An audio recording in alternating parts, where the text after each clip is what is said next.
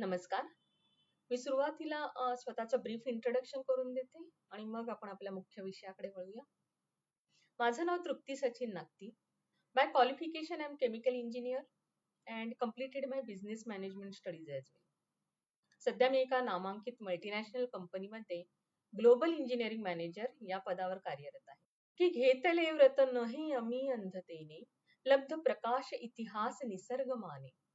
जे दिव्य दाहक म्हणून असावयाचे, बुद्ध्याची वाण धरिले करी हे सतीचे. जर कोणी दिव्य दाहक कार्य करण्याचे व्रत घेतलं असेल तर ते म्हणजे दुसरे तिसरे काही नसून सतीचं वाण आहे. ते त्रासदायक आहे आणि त्याचे चटकेही बसणार. त्या सर्वाची जाणीवही आहे.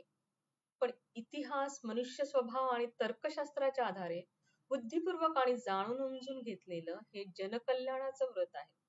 आंधळेपणाने घेतलेले नाही. स्वातंत्र्यवीर सावरकरांच्या या ओळी जर आज चपखलपणे कुणाला लागू पडत असतील तर ते म्हणजे माझा लाडका लहान भाऊ प्रसाद शिवराम भोईर, म्हणजेच तुम्हा सर्वांचा लाडका प्रसाद दादा यासवर. जन्मतःच असामान्य बुद्धिमत्तेचं गॉड गिफ्ट घेऊन आलेला प्रसाद हा खऱ्या अर्थाने ऑलराऊंडर आहे. आयुष्याच्या प्रत्येक टप्प्यावर त्याने वेगवेगळ्या क्षेत्रात प्रावीण्य मिळवलेलं आहे. एक्स्ट्रीमली टॅलेंटेड असलेल्या माझ्या या भावाकडे मिडास टच किंवा ज्याला आपण परिसस्पर्श म्हणतो तो आहे. हात लावेल त्या गोष्टीचं सोनं करण्याची त्याच्यामध्ये क्षमता आहे. शाळेत असताना अभ्यासात पहिला नंबर त्याने कधी सोडलाच नाही. पण त्याचबरोबर एक्स्ट्रा करिक्युलर ऍक्टिव्हिटीज लाईक वक्तृत्व स्पर्धा, प्रश्नमंजुषा, सायन्स एक्झिबिशन, डॉक्टर भाबा कॉम्पिटिशन या सगळ्यामध्ये त्यांनी अक्षरशः भरभरून बक्षिसं मिळवलेली आहेत. एनसीसी मध्ये त्यांनी नॅशनल लेवलला मेडल मिळवले. तर चेस किंवा बुद्धिबळ तो अगदी स्टेट लेवल पर्यंत जाऊन खेळलेला. केमिकल इंजिनिअरिंग पूर्ण केल्यानंतर आमच्या घरातल्या सगळ्यांच्या आग्रहाखातर एंट्रन्स एक्झाम मधून त्याला USA कॅनडा युनिव्हर्सिटीज मध्ये उच्च शिक्षणासाठी ऍडमिशनही मिळालं होतं. पण देशाबाहेर न जाता आपल्या बुद्धिमत्तेचा उपयोग देश कल्याणासाठी करण्याचा एक मोठा निर्णय त्याने घेतला आणि त्याच दृष्टीने त्याने IAS ऑफिसर बनण्याचा ध्यास बाळगला. IAS ऑफिसर बनून लोककल्याणासाठी काम करण्याची त्याची जिद्द होती. एका छोट्याशा खेडेगावातील आणि सर्वसामान्य घरातील मुलाने UPSC ची परीक्षा देण्याचा निर्णय घेणे हे त्यावेळी एक धाडसच होते. अर्थातच आम्हा कुटुंबियांसाठी मोठा धक्काही होता.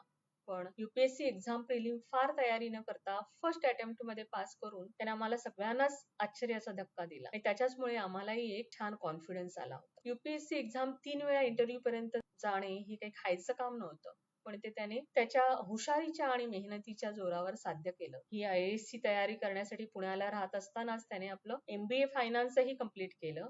नुसतं कंप्लीट केलं नाही तर युनिव्हर्सिटी टॉपही केलं. अनफॉर्च्युनेटली IAS होण्याचं त्याचं स्वप्न पूर्ण झालं नाही, तरी त्यातून बाहेर पडून सर्वसाधारण नोकरी करणं काही त्याच्या स्वभावात. प्रचंड महत्वाकांक्षी असलेल्या प्रसादने स्वतःचा बिझनेस सुरू केला आणि तो यशस्वीही करून दाखवला. त्यातून त्याने त्याची सर्व प्रकारची भरभराट झाली. पण जसे आपले सर्वांचे लाडके रतन टाटा म्हणायचे, never start a business just to make money, start a business to make a difference. हेच ध्येय आणि विचार घेऊन पुढे जाण्याचं प्रसादने ठरवले. समाजकारणाचं बालकडू प्रसादला आमच्या वडिलांकडूनच मिळाले. आज तो स्वकमाईने जमवलेली संपत्ती लोककल्याणासाठी, गोरगरीब आदिवासी बांधवांच्या उन्नतीसाठी वापरतो. परंतु फक्त समाजकारण करून अपेक्षित क्रांती घडू शकत नाही याची प्रसादला जाणीव आहे. समाजकारणाला राजकारणाची जोड लाभली तर आपण आपल्या स्वप्नातील विकसित देश उभा करू शकतो. जर आपल्याला सुशासन प्रस्थापित करायचं असेल तर राजकारण आणि समाजकारण या दोन्हींचा सुवर्णमध्य साधला पाहिजे याची अतिशय उत्तम जाण प्रसादला आहे. कारण समाजकारण हे त्याच्यासाठी इमोशन आहे